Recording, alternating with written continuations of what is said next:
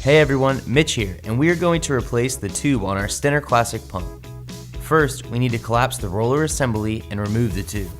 Make sure the pump is off and the cord is unplugged. To remove the tube, the roller assembly needs to be collapsed. First, set the feed rate control to 10.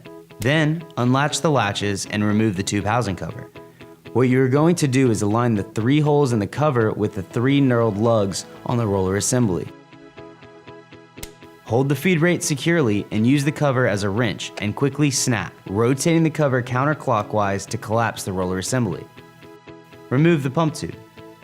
Never install a new tube without rinsing the housing and roller assembly and wiping it clean from any chemical residue.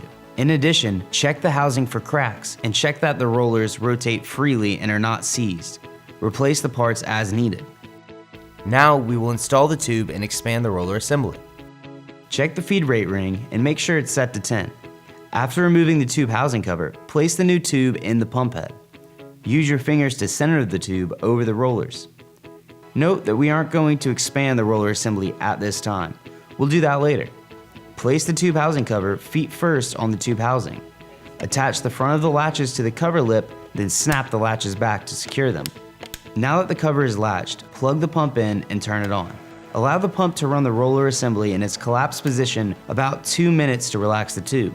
Then, turn the pump off and unplug the power cord. Remove the tube housing cover and flip it over so you can use it as a tool to expand the roller assembly. The roller assembly needs to be expanded so the tube is pressed against the tube housing wall.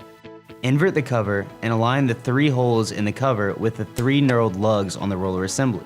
Hold the feed rate securely and use the cover as a wrench and quickly snap, rotating the roller assembly clockwise to expand it. The tube will now be pressed against the tube housing wall.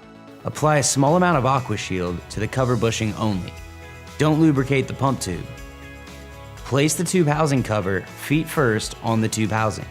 Attach the front of the latches to the cover lip and press the latches back to snap securely.